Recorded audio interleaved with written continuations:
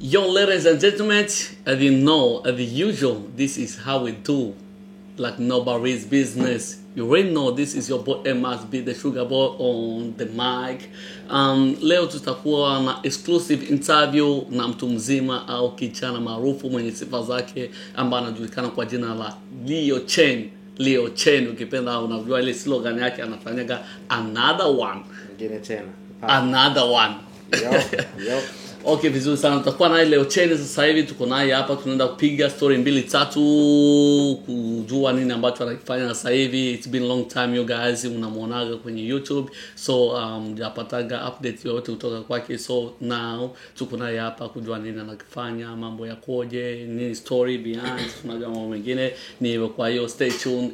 So before we go, make sure that you click the button ambayo inaandikwa subscribe na ili ukuwe wa kwanza kuwa napata update zetu za kila siku kila saa. So click the button that inaandikwa subscribe, like, so hapo utakuwa umefanya kitu cha maana sana. Hebu Leo Chen, mambo vipi? Salam kaka. Uko fresh?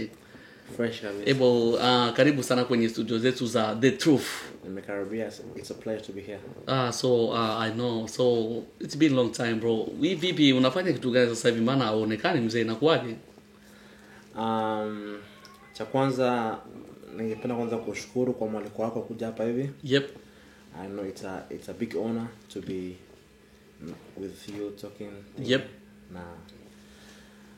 Na mimi niko kwa ambao wananijua, ambao wanajua mimi ni msanii wa gospel. Nafanya nyimbo za injili. Yep. Na ni msanii wa nyimbo za kisasa za injili, si nyimbo za kwaya. Ni nyimbo hizi za like either beats that squeeze yeah. Okay. So yeah, mimi ni msanii wa gospel na nilianza kuimba nikiwa na miaka 16, ilikuwa 2017-16, sikumbuki vizuri. Ndio nilianza historia kuimba nyimbo. Nilianza kama rapper. Nikaanza kurap after kurap nikapenda sana na style ya kuimba, nikaingia hadi ndani ya kuimba. But mimi ni mtu ambaye nilikomalia katika malezi ya Kikristo. Nilikuwa napenda sana kuelimisha watu, hasa vijana wenzangu, kupitia nyimbo za injili. Yep. Okay, vizuri sana. So kitu kimoja ambacho labda tunataka tujue kwa fasa labda Leo Chen, wewe ni mtu ambaye unafanya nyimbo za injili sasa hivi, right?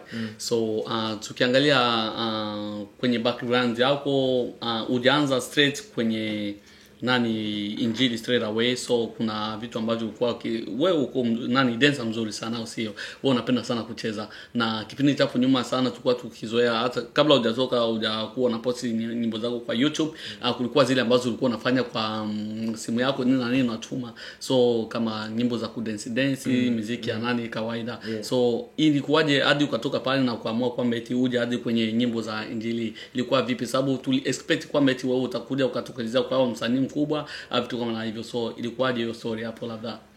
Mimi kwanza before nikuwe dancer au msanii, mimi ni mtu ambaye napenda sana kusikiza nyimbo. Like napenda muziki. Tangu nilikuwa mtoto nilikuwa napenda sana kusikia muziki. So after mimi kupenda kusikia muziki, nikaanza kuwa interest kudance.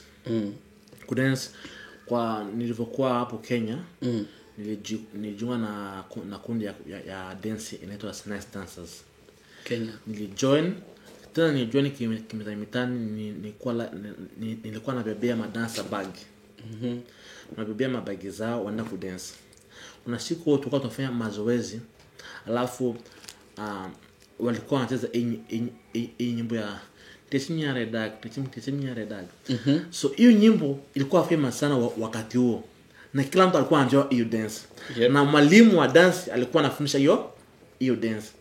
So mimi niko pale, mimi naona watu wa dance. Yep. Alafu mimi nikasema timon hiyo dance mimi naijua.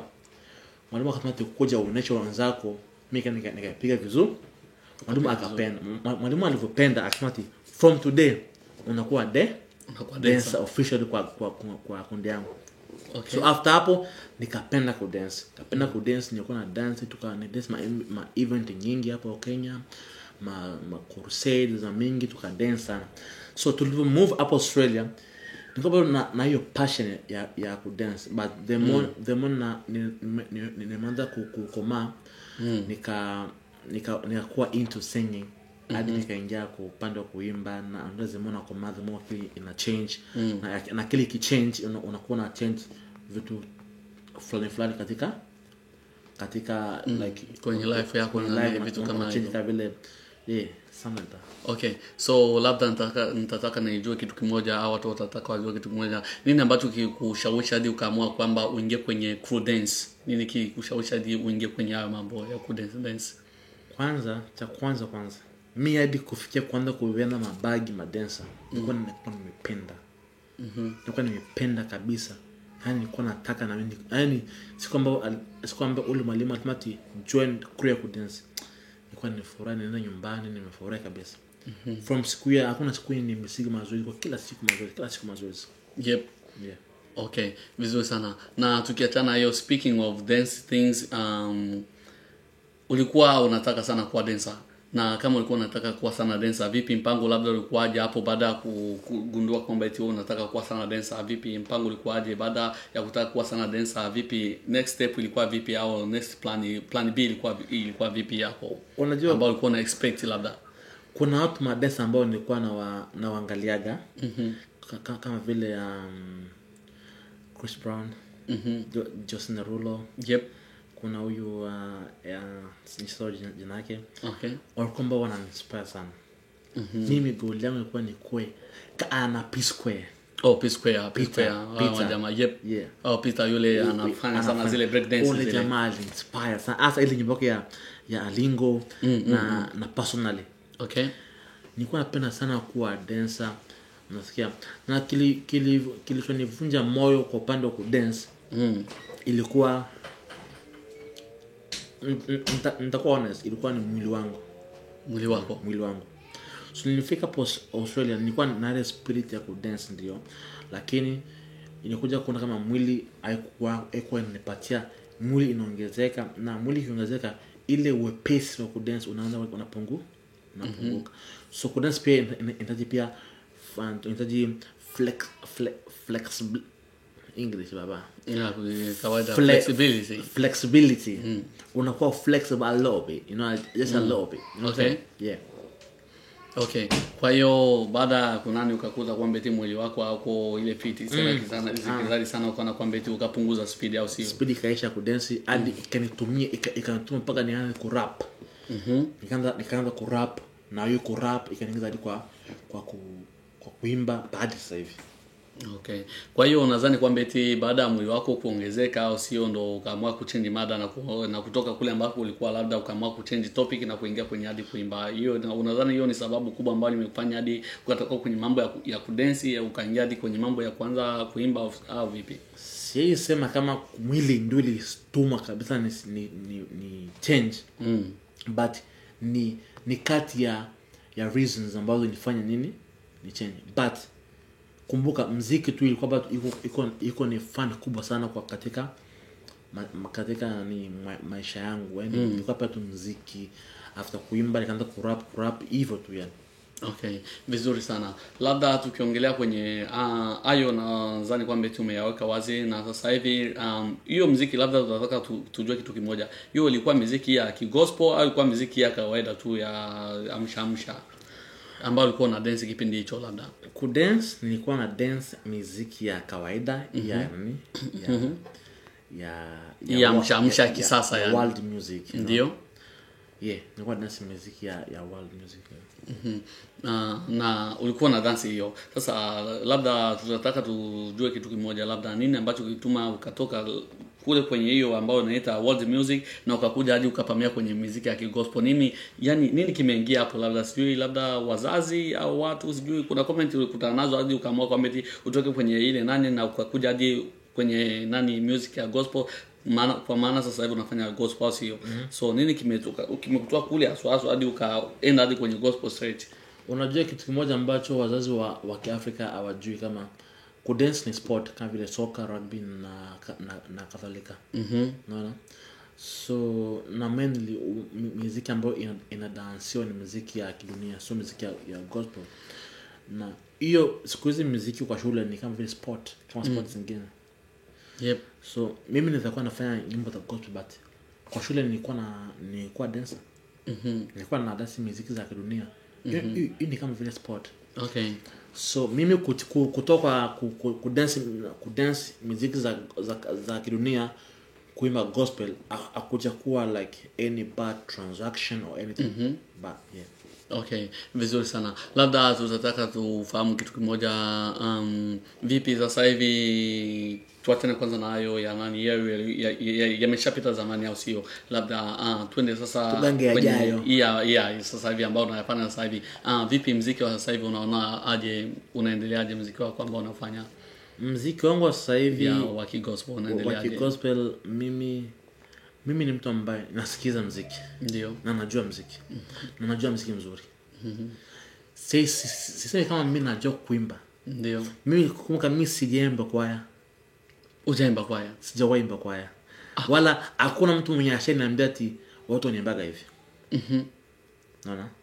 Mimi tunapenda kuimba.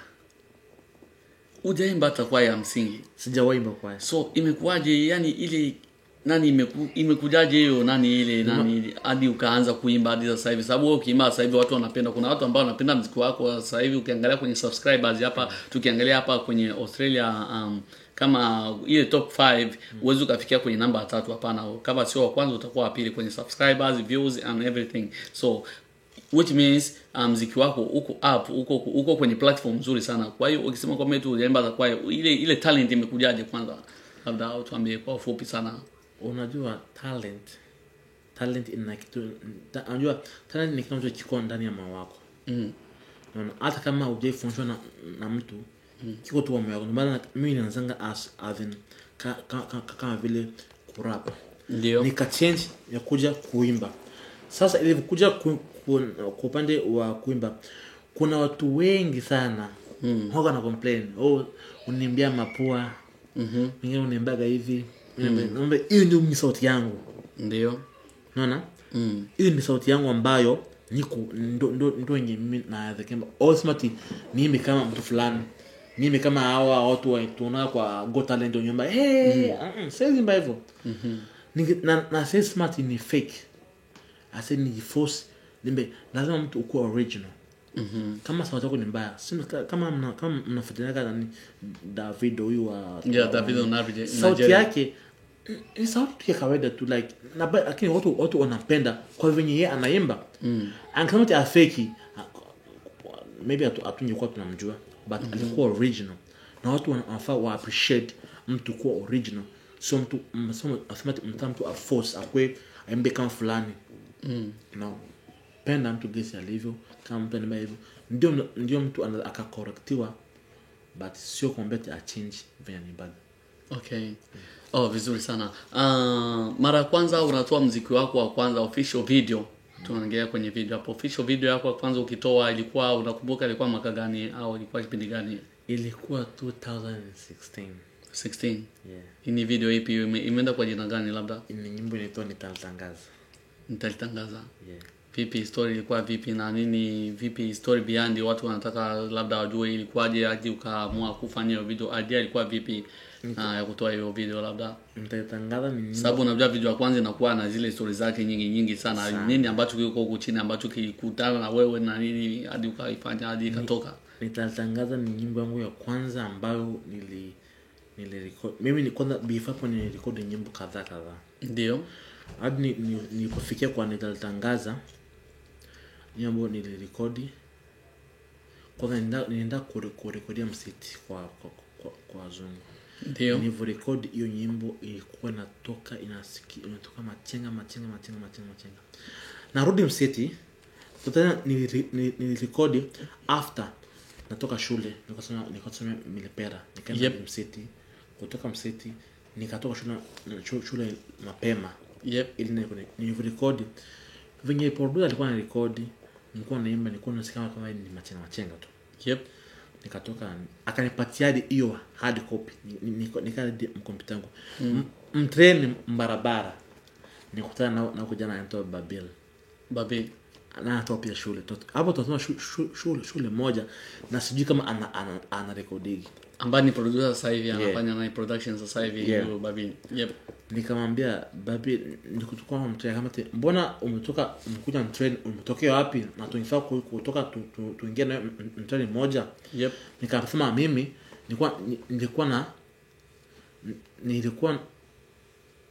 nilikuwa na toka kuvani kurekodi nyimbo. Nyimbo gani hiyo nisikizishe, nikachukua ndivyo nikapatia kwa masikio akasikia. Kufuna cheko. Sema na ano nyimbo ni mbaya sana. Sema sio kuja kwa studio yangu. Uko na studio? Yep. Mbona uje niambie? Na mtu tangu Afrika. Sema unaanza kurekodi lini? Akanambia dogo ni sema okay nakuja. Tukapanga siku nikaenda. Hiyo nyimbo inaenda kwa msiki nikakodi hiyo nyimbo nikakuta ako na kompyuta yake ilikuwa TV na mic pale pale tukakodi nyimbo. Kurekodi nikana nyumbani. Kurudi akatumia nayo kwa Messenger. Ndio. Akasema ile mbona inasema ni better. Sasa ile yenyewe then ile ambayo umefanya kwa nani kwa huyo mwingine sijui nani nani labda wazungu hao. Wazungu hao. Okay. Alafu nikachukua hiyo nyimbo nikapia kwa speaker pale nyumbani. Yep. Kapia speaker. Sema mama akasema hii nyimbo ni ya nani? Sema ni yangu. Ni yako. Hapana, hiyo sio yako. Ni yangu. Sasa nani hivi after hapo nikatumia dada yangu. Ni naomba siku hizo anaita Jolly Twins. Okay. Jolly Twins. Nikatumia umoja wao. Ndio. Akasema hii nyimbo ni kali wangu. Ifanyie video. Naona. Sasa nikatoka organize video nini na everything. Nyimbo ikatoka. Kwa hiyo story kwa hivyo. Yeah. Hadi nyimbo ilivyotoka. Kwa hiyo waliokushawishi walikuwa wale ma Jolly Twins baada ya kupenda ile nyimbo na nini wakakwambia ufanye video, na baada ya kuigundua ile nyimbo kana iko konki ukaifanya video na ikatoka official kama vile video yako ya kwanza au sio? Kwanza mimi mwenyewe nijishawishi kwanza. Kwa mimi nipenda kwa nyimbo yenyewe. Ndio. Mimi tu nilikuwa tu natumia marafiki na mandugu wasikie, but wali dazangu waliniambia ile nyimbo ni nzuri, but plan ya kutoka ilikuwa tu iko plan ya kutoka. But ni tu kujua tu ma feedback za watu wa karibu. Okay, vizuri sana. Labda of course Jolly Twins ni sister zako au sio? Na wanafanya nao muziki wa gospel. Unadhani kwamba eti wao ndo waliotuma hadi ukaamua kupata ule mkondo ambao unaofanya sasa hivi hadi ukaelekea kufanya gospel, au wewe ndo umewatangulia kabla before wajaanza? Nani ametangulia hapo kufanya muziki wa gospel? Labda vipi umetangulia au mwakuta kwenye game? Nani aliyokuta wenzako kwenye game labda? Mimi nilianza kutoa muziki wasanii ambao najua ambao walikuwa wanafanya muziki hapa hivi kwa gospel ni Jack Manas na Future Destiny. Na Future ndio ambao ni najua wasanii wa gospel ambao akafu kuna wengine ambao walikuwa tunatoa ambao alikuwa ajuka, na hawa wili ndio mimi najua official. So mimi niliingia hao ndio mimi nilikuwa naangalia. Kwa hiyo which means Jolly Twins wamekukuta kwenye game au sio? Wamekukuta tayari wewe umeshaanza tayari. Something like that. Vizuri sana. Sasa hivi muziki wa Jolly Twins unaendelea vizuri. Sasa hivi wanafanya vizuri. Tumeona hata yesterday wamefanya video ambayo imetoka sasa hivi kama official, wamefanya na msanii ambaye anafanya vizuri sana, Good Luck wa Tanzania. Kwa hiyo muziki unaenda konki sana. Nafikiri kwamba hiyo ni proud ambayo unaipata hata ukiwa kama vile kaka mkubwa, unakuwa proud sana na hiyo. Hata tunahitaji tufahamu kitu kimoja. Hivi ni mwimbaji gani wa gospel ambaye amekuinspire hadi ukasema kwamba eti mimi nataka ambao namtamanigi siku moja eti ukue kama yeye? Hivi ni msanii gani ambaye huaga una feel like iko nani? Mimi kwa sababu mimi nitakuwa honest. Ndio. Na watu wasema ati ni pride or anything, but nitakuwa honest. Mimi nitataka hiyo sana. Mimi najinspire sana. wewe mwenyewe Najiinspire sana. Kwa hiyo wewe hakuna mtu ambayo labda sijui kina unajua tunao hawa kina nani Good Luck ambao wamefanya sasa hivi na Jolly Twins na ambani sasa zako wamefanya official video ambayo imetoka yesterday, sasa hivi inafanya vizuri hata kwenye YouTube, ina trend vizuri sana. Kuna hawa kina Bonny Matege, kuna hawa ambao wa Kongo sijui nani nimesahau jina lake nani mwimbaji wa Kongo anafanya gospel, anafanya vizuri sana naye. Vipi? Kwa hiyo hakuna ambaye ameshaga kuinspire au mtu yote sijui mzungu nani, I don't mind, just nahitaji tu jina la mtu ambaye ushaga kumuona before hujaanza muziki wa gospel, ambao ulishaga wahi kumuona kusema community unafanya vizuri na nataka siku moja nikuwe kama yeye, ambaye yani wakati mimi na koma tuko tunasikia kina Rose Muhando, Bahati Bukuku, Bonny Matege, ndio hao tuko tunasikia na wako wanatubariki na nyimbo zao za gospel. Ndio. Mtu hadi kufikia kuinspire inahitaji like akue anafanya kitu ambacho wewe unapenda kufanya, ama unajua sisi tunasemaje hapo, ndio yani akue anafanya kitu ambacho wewe unakipendaga sana. Anafanya muziki style ambayo wewe inakuingiaga sana. Kusema kweli wasanii wako ambao mtu anasema ati ningependa kuwa kama yule ama yule, but kuna inspire kuna ile nasema ndio kuna watu ambao wana inspire basi sio kivile. Sasa kwa jina itakuwa na shida kuwataja kwa sijui nani, but kuna ambao mimi nawasikiza msimu wangu, mna nyimbo nyingi za gospel. Kuna wa Nigerian wanaimba nyimbo za gospel, kuna wa Tanzania, kuna wa Kenya, kuna mmoja alikuwa ananifurahishaga sana, but siku hizi amechange. Nani labda? Willy Paul alikuwa ananifurahisha kwa muziki yake. Anafanya kama muziki za kisasa but ni gospel. Na hiyo ni nzuri kwa sababu mimi msimu amna nyimbo ya kwaya. Kwa nini? Nasikia mimi kijana mdogo bana. Mimi ni kijana. Sasa wewe unafanya muziki wa kwaya. Mgari yangu siwezi kuwa nina drive afu napiga nyimbo ya Rose Muhando. Ndio nyimbo ni nzuri. Nasikia but kwa hii generation yetu sasa hii tunataka muziki ambao ziko gungun. Muziki na ule ambao uko konki, ule ambao inakuchangamsha. Na ndio wasanii wa siku hizi wanafaa wajue kama vijana hawasikii nyimbo za kwaya ama nyimbo za maabudu, wanasikia nyimbo siku hizi. So kupata vijana ni kufanya muziki wao, muziki ya style yao, ndio ndani mnaingiza gospel ndani. Ili method iwafikie vijana. Hauwezi niambia uniimbie nyimbo ya maabudu afu usipate au vijana wa siku hizi waanze kusikiliza. Hakuna. Vizuri sana. Of course kuna lile ambao labda watu wengi sana, kuna ile strategy ambao watu wengi wanaitumiaga sana, wanatunga wimbo kupitia wimbo wa mtu fulani.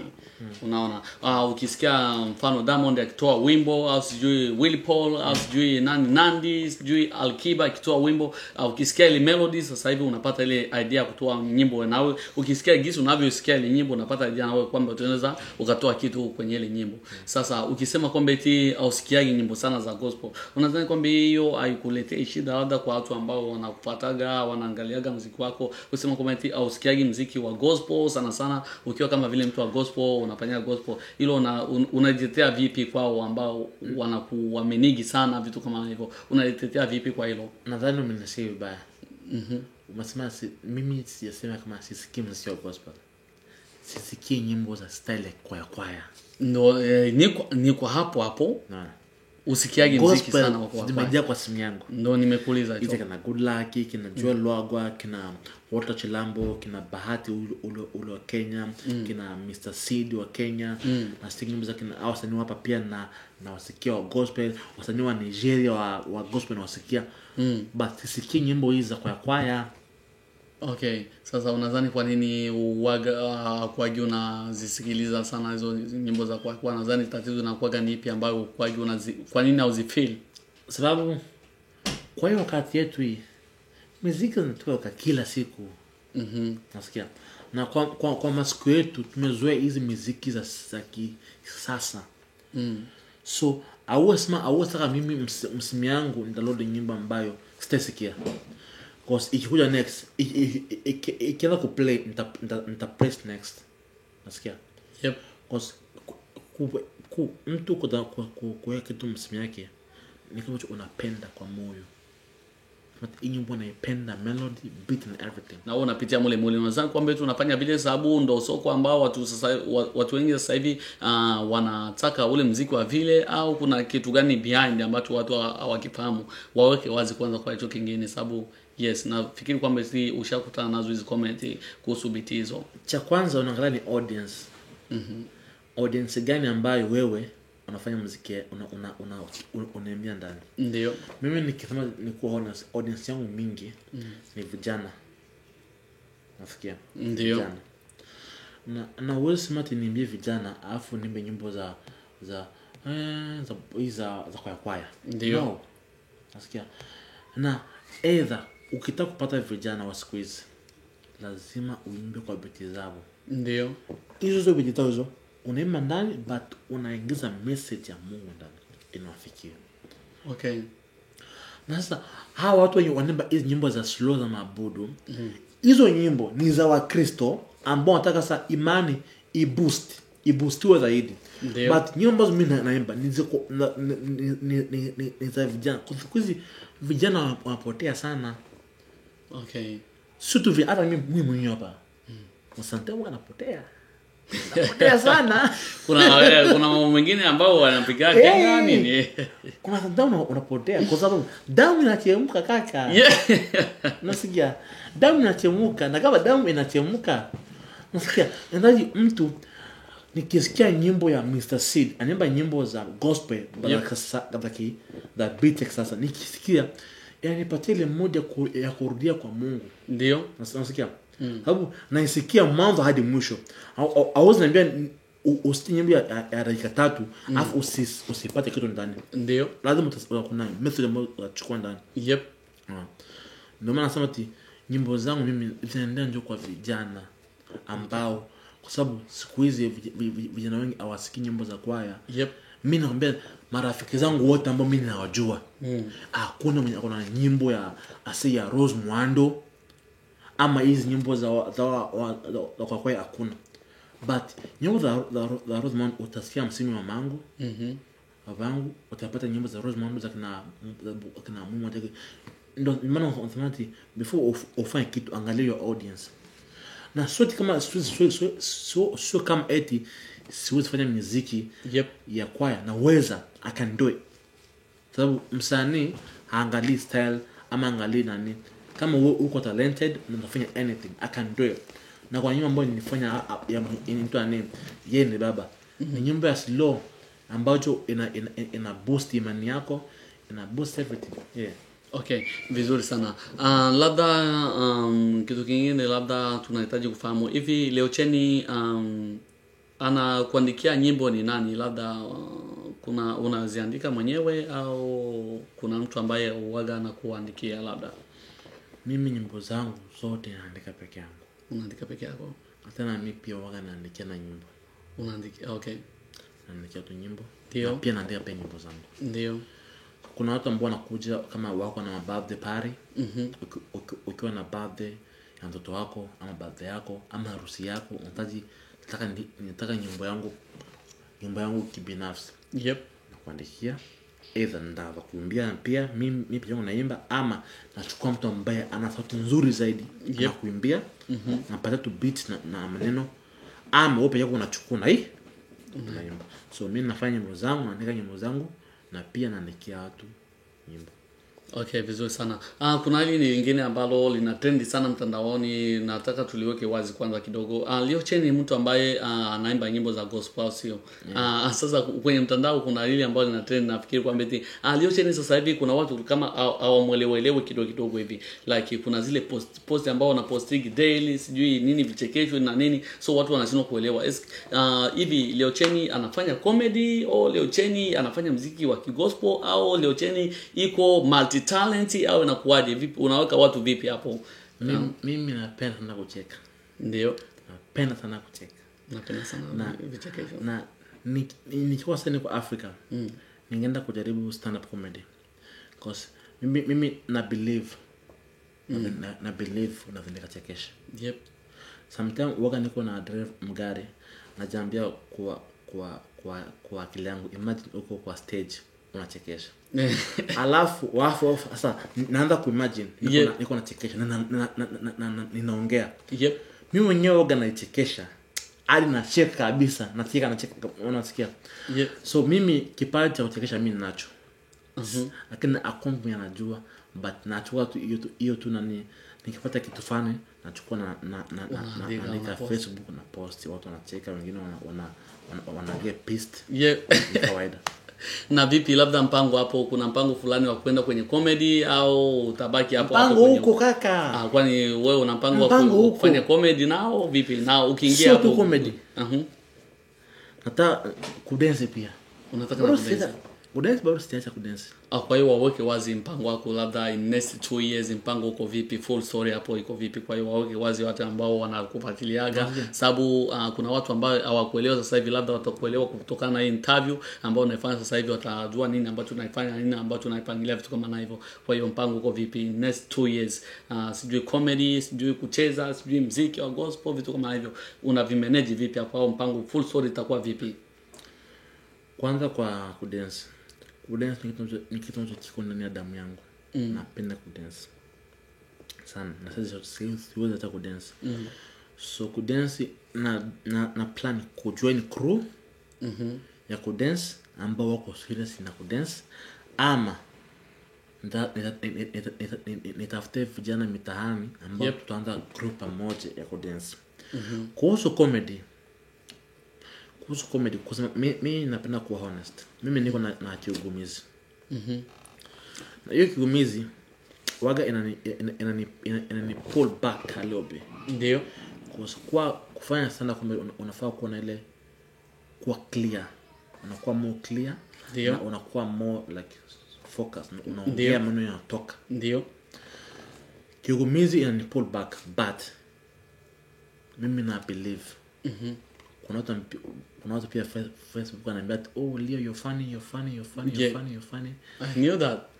But nataka ni prove kwa ile kusema mbele watu unachekesha, watu wanacheka. Hiyo pia iko kwa plan zangu. Na kuimba, that's my main goal. Mimi na love kuimba sana. Na enjoy sana kuandika nyimbo. Niweza kwambia niko na almost nyimbo 70 songs kwa simu yangu, ambazo na record chorus na verse moja. Chorus na verse moja naweka hapo hivyo. Chorus na verse moja na save kwa simu yangu. Record kwa simu, naweka tu beat na record, na 70, more than that even. Nasikia na enjoy kuandika nyimbo, so muziki ni kitu ambacho nakipenda sana. Okay. Kwa kumalizia kwa kuongezea hapo, ni vijana wengi hapa Australia wako na vipaji ya kuimba. Wanapenda wako na kipaji kingine, ngoja kuna support kutoka kwa wazazi ni ndogo sana. Ndio. Vijana wengi wako na talent ya kudance, kuimba, lakini wazazi wao wana pull back. Wazazi wa Kiafrika wanataka tu mtu aende apate certificate, bachelor ama degree. Ndio. Wazazi wa Kiafrika our believe in talent ambayo mtu amezaliwa nayo. Ndio. So ningependa sana kushauri wazazi wa Kiafrika ambao wana watoto wao ambao wanajua kuimba, dance, ama hata kuchekesha, ama kuact movie, ama kufanya chochote. Tujaribu kusupport watoto wazungu. Mtoto wake hata kama ana talent ya kula, hiyo talent ya kula hata support, anampush na hiyo kama akona talent ya consume, anampush. Nasikia lakini wa Kiafrika ukimati mimi nataka kuwa msanii, unaanza kuharibika. Ndio nafikiria hivyo. So ningeomba wazazi wa Kiafrika wasupport vijana wao, watu wanani, msupport wasichana wenu, vijana wenu ambao wana dance, kuimba, msupport. Nasikia You already know ukiwa nami kama vile Sugar Boy kwenye studio zetu za The Truth. Tuko naye mtu mzima Leo Chen ambaye anaenda kumwaga au kutapika yote ambayo yanaendelea kujiri hapa jijini kwetu Brisbane au Australia nzima. Sasa hivi umempata na kuna message ambayo umesha drop down hapo. Ukiwa kama vile mzazi, endelea kufuatilia kipindi hiki na ufuate nini ambacho anaenda kukiongelea kuhusu hilo. Kwa hiyo ana haja ya kuongelea sana kuhusu hilo, lakini nafikiri kwamba eti umeshalipata 100%. Kwa hiyo speaking of Leo Chen sasa hivi una mambo mengi ambayo unatarajia au sio? Sababu nikisikiliza au nikifuata jinsi ambavyo the way you said it's like unapenda sana muziki, unapenda sana kuimba, sijui comedy vipi na vipi. So kitu kimoja labda watu watashindwa kuelewa vipi hivyo vitu utavimeasure vipi, na hata kama ukiweza kuvimeasure hivi utazani kwamba eti watu watakushikilia na serious gani labda pale ambao watawatambulisha na heshima itakuwa vipi pale, sababu huku ufanye comedy, ufanye dance, ufanye uzani kama hapo kutakuwa kitu ambacho labda kitakuwa kama watu hawakuelewi. Na believe kuimba na kudance viko hivi. Ndio. Sababu ukiimba mtu ambaye ana dance nyimbo ambayo imeimbwa. Ndio. So kuimba na kudance hizo ni vitu ambavyo viko kwa mimi kwa utafsiri wangu. Ndio. Ni vitu ambavyo viko similar. Ndio. Ya kawaida. So out to jump comedy. Yes. Kuimba unaenda kuimba kwa stage, si ndio? Ndio. Na comedy unaenda kufanya kwa stage. Ndio. Unaona kama tu viko kwa same. Unatoka toa kuimba, unaenda una refresh kidogo, unaingia na comedy. Kwa hiyo unaona hiyo hakupi shida, hiyo haikupi. Ingekuwa kama mtu kama mfano kama mimi ni mwimbaji tena napenda sana kuogelea. It is different. So toka kuimba ndio fanya tena competition ya kuogelea, hapo kuna big gap. Yep. But kuimba unaenda kwa stage, comedy stage, dance stage. So hapo I think vitu viko tu same area. Unacheza same moja. Okay. Labda saa zingine saa zetu zinaendelea kuishaisha. Sasa hivi tunakuwa na saa 3 za usiku na dakika 45 ikielekea saa 4. Labda kuna watu ambao wanafuatilia na nini, so watahitaji kupata kapela hata kidogo ya live. Wanazoea sana kupata kwenye nani, so wanahitaji kupata live ukiwa hapa kapela. Vipi kama utakuwa tayari, basi unaweza ukamwagia kapela kwanza kidogo afu utafunga kipindi chetu, vitu kama na hivyo, kama utakuwa uko tayari. So I don't mind, unaweza kuchoose nyimbo yoyote ile ambayo unahitaji kuifanya, ambayo unaweza una feel comfortable kuifanya kapela. So yeah, vitu kama na hivyo. So yeah, wape kapela watu ambaye wanakufuatilia sasa hivi. If you don't mind, please. Yup. Ndema nyimbo ambayo nilitoa iko YouTube, inaitwa Yeye ni Baba. Oh, Yeye ni Baba. Hii ambayo umepost the last one sasa hivi. Okay, vizuri sana. Yeye ni Baba, yeye ni Bwana, yeye ni Baba, yeye ni Bwana, kanipa nguvu, ila sina nguvu, wewe katupa uwezo wa kutangaza neno lake. Yeah, Baba. Kanipa nguvu, ila sina nguvu, yeah, katupa uwezo wa kutangaza neno lake. Yeye ni Baba. Basi. Yo, I told you guys that this is Leo Chen, or you can call him another one, nyingine tena. Anafanya guys, what pape maniga. So vitu kama na hivyo, umemsikiliza vizuri sana.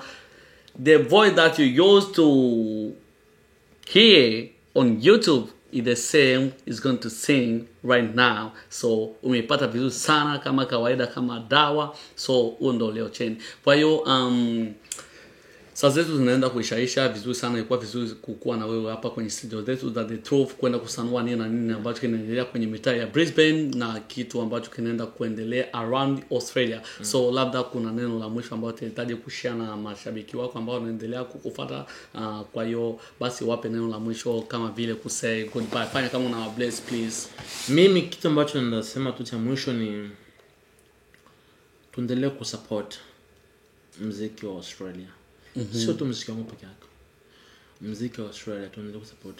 Hapo Australia muziki wetu tuko honest, muziki wetu uko chini sana. Yep. Uko chini. Na kama muziki wetu uko chini, tunafaa tu support each other. Nasikia. To support each other kwa sababu hapa hivi hakuna shows ambazo zinaendelea kwa Australia.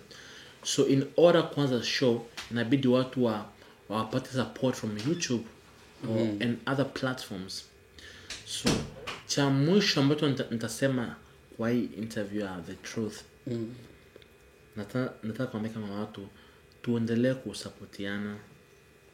Support mtoto wako, kaka yako, na dada yako, msupporti.